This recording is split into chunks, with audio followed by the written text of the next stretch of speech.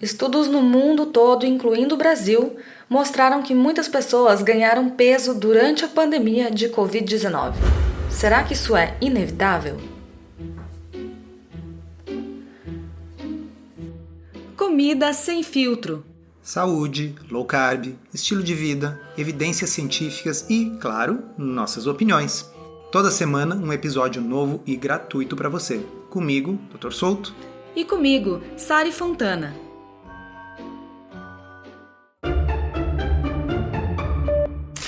Hoje nós vamos falar sobre um tema recorrente, o ganho de peso durante a pandemia.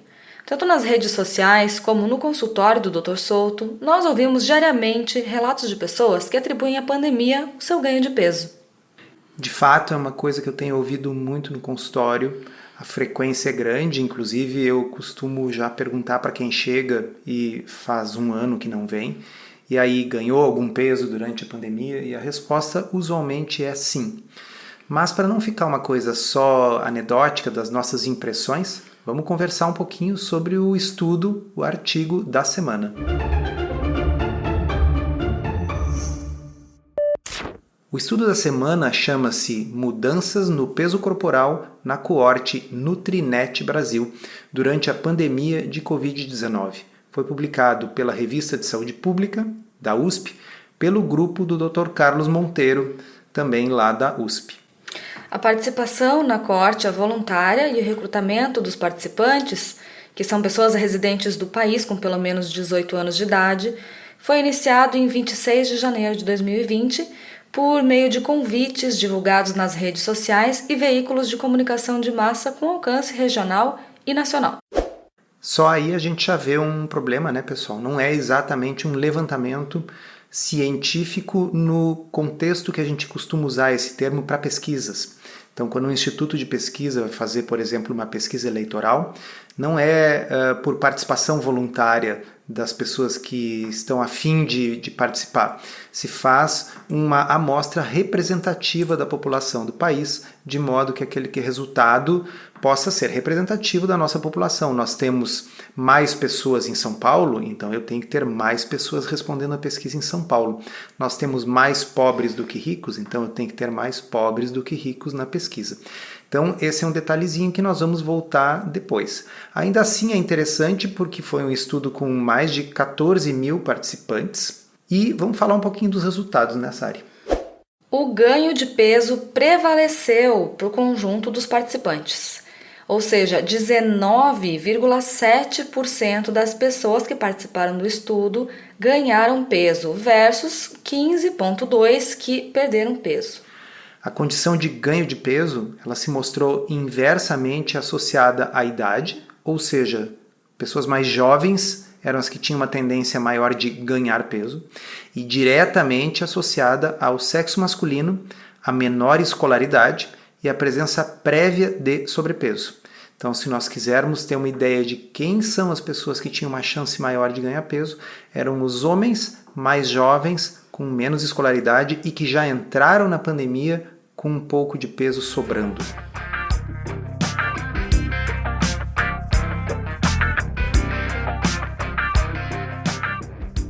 Agora, falando um pouco sobre o que aconteceu nos outros países que outros estudos relatam, a frequência de algum ganho de peso durante a pandemia variou de 25,8% na Espanha até 35% na França, enquanto a frequência de alguma perda de peso variou de 18,6% na Polônia a 23% na França.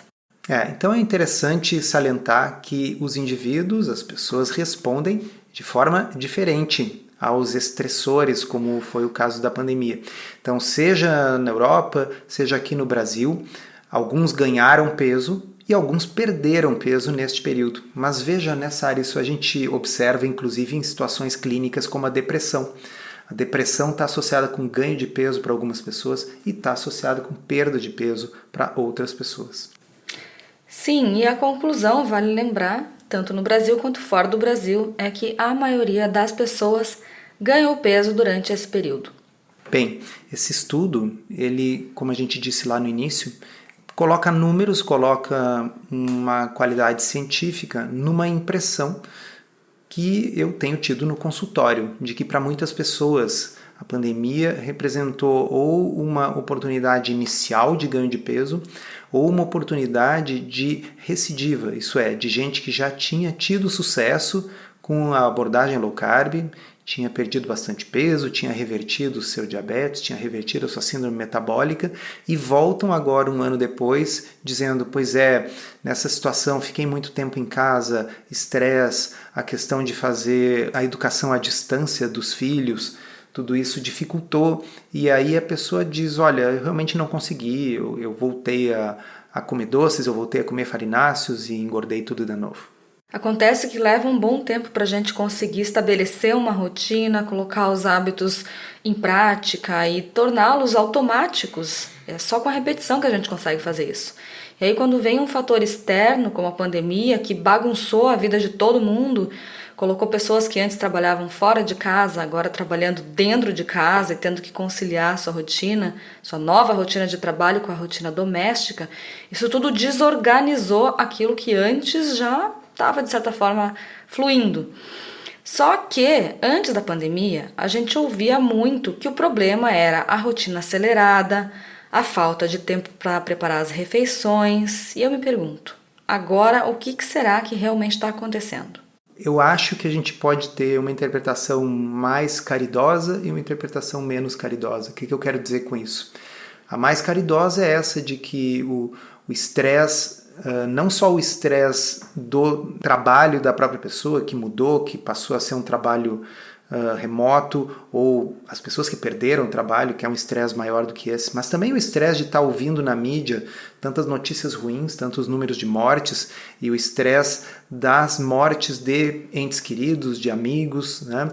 Tudo isso se reflete para algumas pessoas numa necessidade de obter prazer naquilo que elas podem, que é a comida.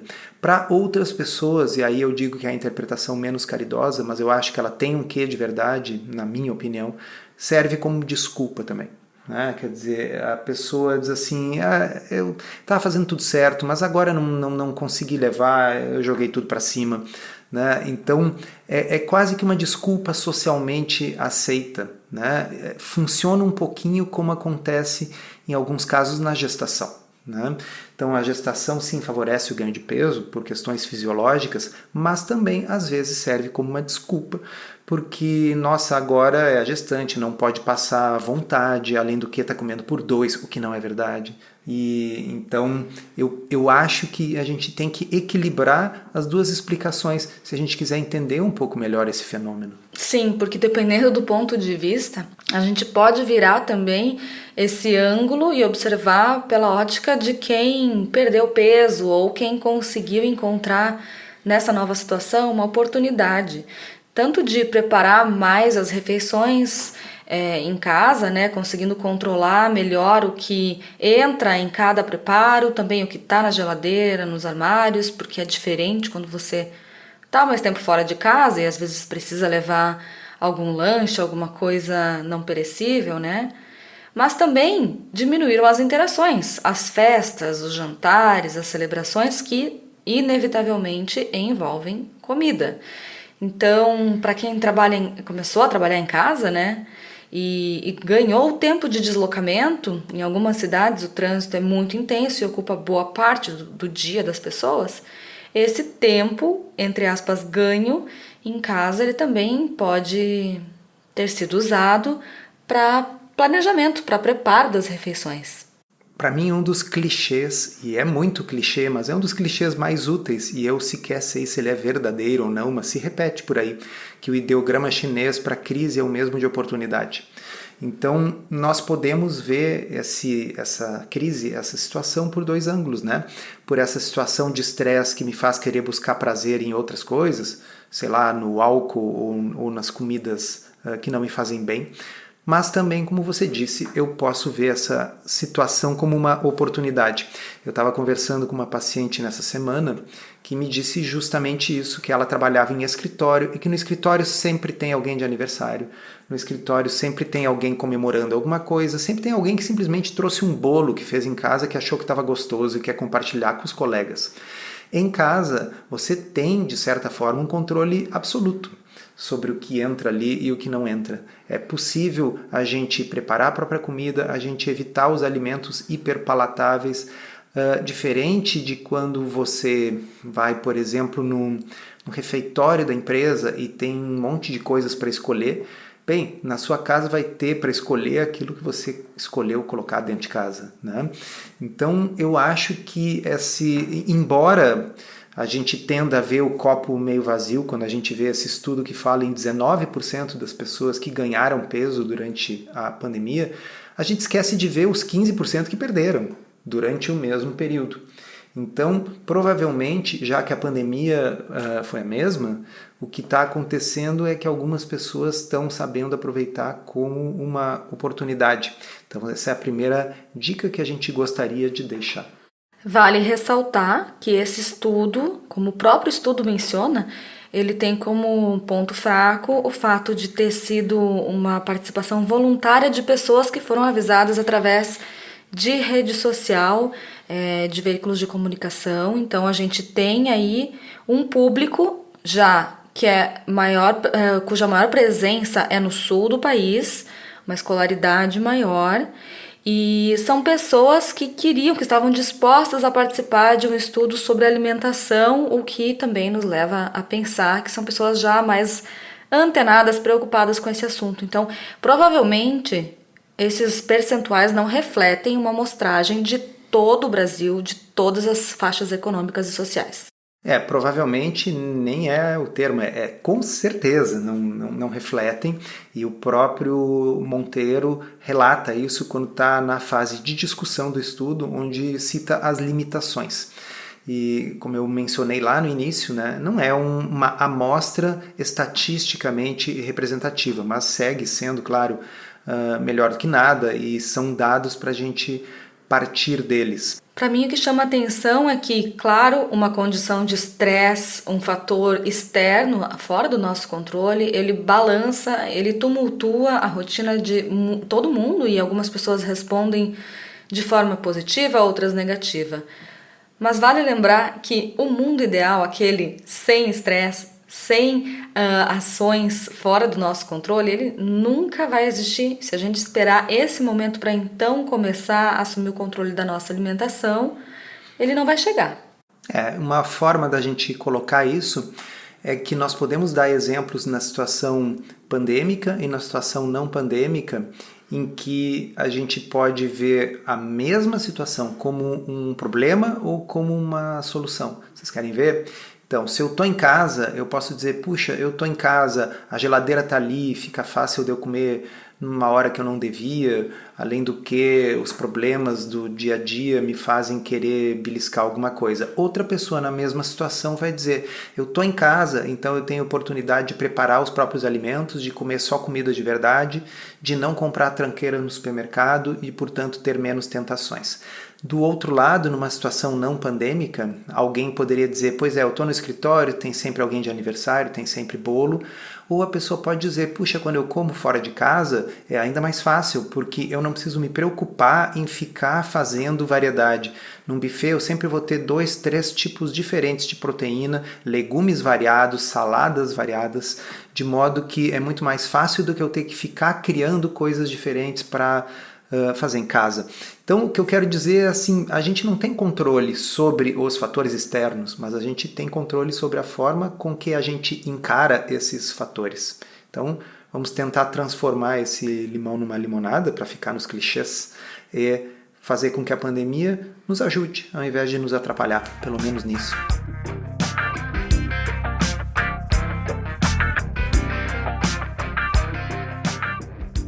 E agora é a hora que a gente vai responder uma pergunta de uma aluna do Podcurso Low Carb da Teoria à Prática.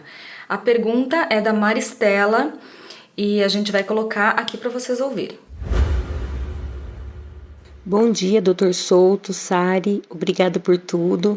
O Podcurso foi para mim um divisor de águas, pois apesar de eu, na época do curso, eu já estar no meu peso ideal, já ter conseguido emagrecer tudo o que eu queria, mas eu ainda sentia era uma pessoa que vivia de dieta, né? Tinha a necessidade de comer várias vezes por dia. E com o aprendizado do curso, eu comecei a sentir mais saciedade. Eu comecei a me sentir realmente saciada. Eu aprendi realmente a comer.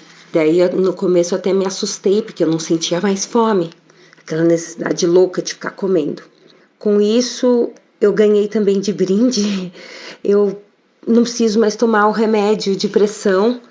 Há 4 meses eu acho que já não tomo mais remédio de pressão, coisa que eu tomava, eu tinha esse problema de pressão alta há 14 anos, tá? Então, eu só tenho a agradecer a vocês por todo o ensinamento, por tudo que eu aprendi.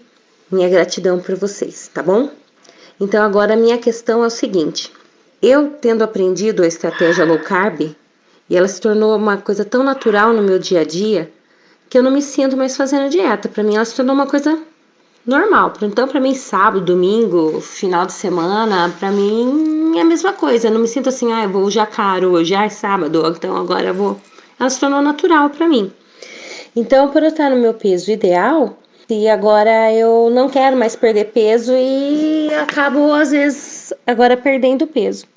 E eu sou uma pessoa que faço dieta desde os 8 anos de idade, 9 anos de idade. Então, até me sinto privilegiada por estar nessa posição agora. Eu não quero perder peso. Então, o que eu tô fazendo? Eu passei a consumir mais laticínios, estou comendo uma pequena porção de carboidrato com um amido mais elevado, mas que considero bons carboidratos, como mandioca, batata doce, mandioquinha, nas minhas refeições. E eu queria saber se esse é o caminho certo que eu estou fazendo, tá? Mas eu sinto necessidade de me pesar mais vezes. Queria saber, então, se eu estou num procedimento correto ou se existe uma outra forma mais saudável que eu deveria seguir. Minha pergunta era essa. Muito obrigada por tudo. Só gratidão a vocês. Maristela, que legal o depoimento. Eu fico sempre muito emocionada até quando eu ouço esse tipo de relato.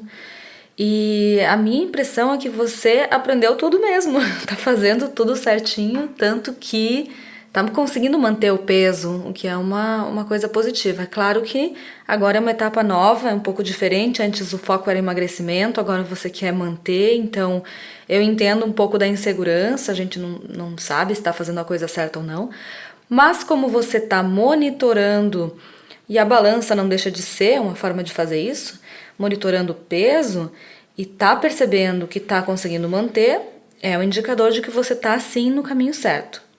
Eu costumo dizer, quando eu ouço um depoimento desses, ganhei meu dia. Hoje eu ganhei meu dia. Sensacional, parabéns.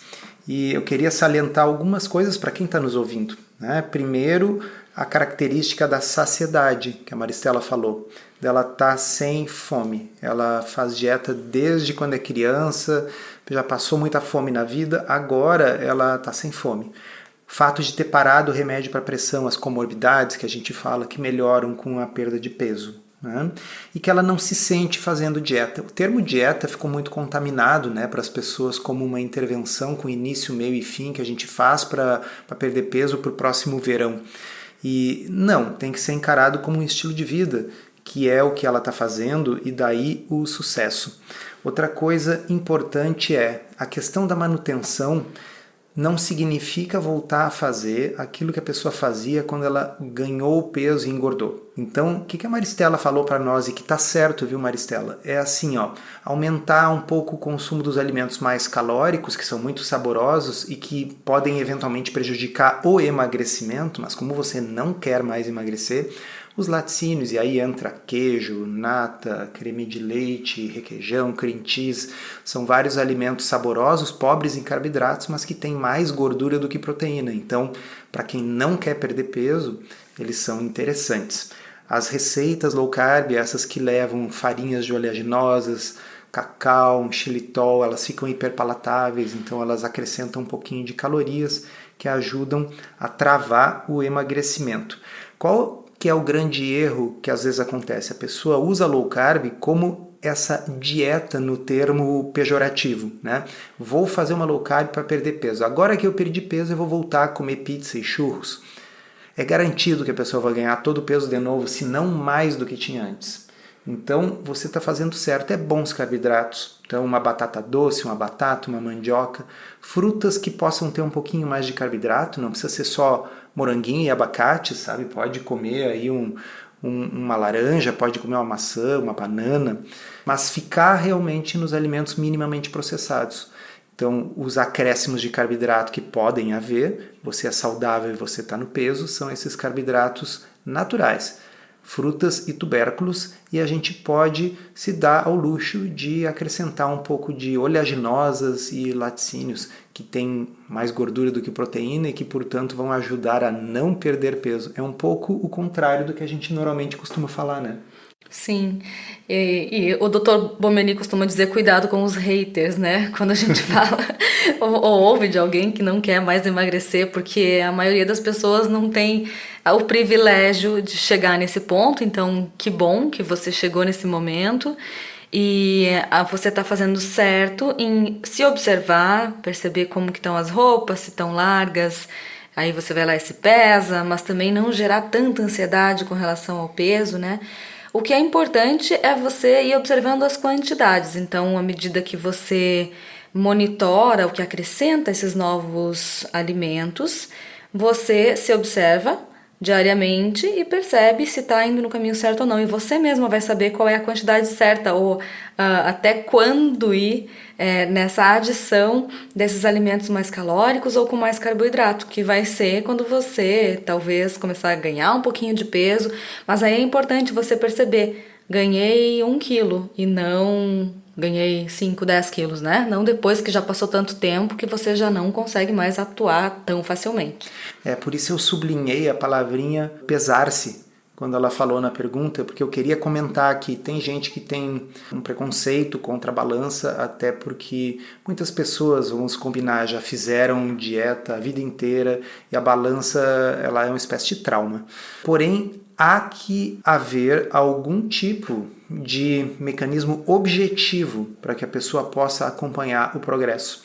Pode ser a balança para aqueles que não têm trauma com a balança, pode ser uma calça, uma roupa que serve bem quando você está no peso adequado, mas que começa a ficar apertada. Enfim, algum sinal de alerta precoce. Eu costumo dizer para os meus pacientes, eu fico imaginando na minha cabeça como se fosse uma linha vermelha que a gente não pode ultrapassar. Então vamos imaginar um indivíduo que se sinta bem e esteja com as suas comorbidades todas controladas aos 70 quilos. E ele pesava 90. Bom, ele chegou aos 70, então ele vai estabelecer essa linha vermelha em 72 quilos. Ou poderia ser uma roupa que serve bem aos 70, mas que aos 72, 73 começa a ficar apertada. Algum critério objetivo, né? De modo que você possa ter o alerta e modificar, sabe? Aumentar a relação proteína-energia da dieta, cuidar mais as escapadas, os carboidratos, introduzir um jejum intermitente, fazer alguma mudança que permita você perder aquele 1 ou 2 quilos para retornar para o seu alvo. Porque se a gente esperar se olhar no espelho e descobrir que as bochechas estão mais gordinhas, ou alguém comentar, nossa, você engordou, né?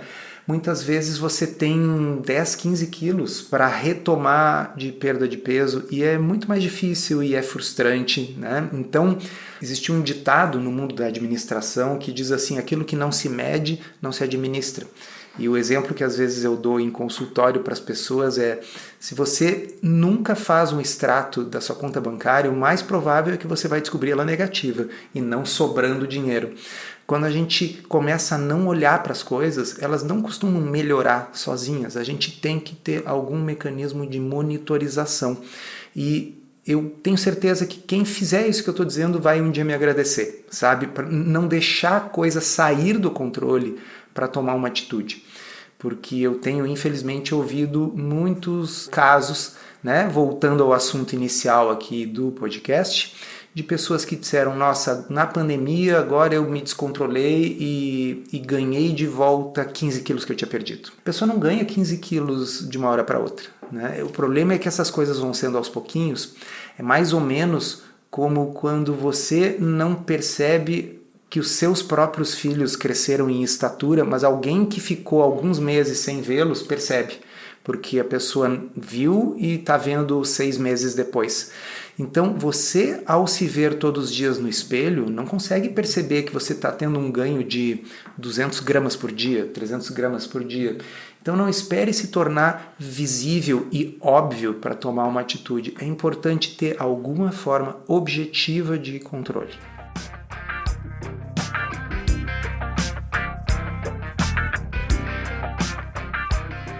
Obrigada, Maristela. Muito legal a participação e a pergunta também. Parabéns pelo excelente resultado. Bom, para quem tem curiosidade sobre o podcurso que a Maristela fez, podem dar uma olhadinha em drsolto.com.br/podcurso. Isso, lá na página tem todo o programa do curso, são 50 episódios, mais um monte de bônus exclusivos e está disponível para quem quiser se inscrever. Encerramos assim esse episódio do Comida Sem Filtro, que foi idealizado, roteirizado e produzido por nós. Se você gostou, divulgue para os seus amigos e inscreva-se na sua plataforma preferida para não perder nenhum episódio. As informações contidas neste podcast são apenas para fins informativos e podem não ser apropriadas ou aplicáveis às suas circunstâncias individuais. Este podcast não fornece aconselhamento médico ou profissional e não substitui a consulta com um médico ou nutricionista. Não use este podcast para diagnóstico ou tratamento médico. Qualquer sugestão é apenas uma recomendação geral, que não é específica para qualquer pessoa ou doença em particular.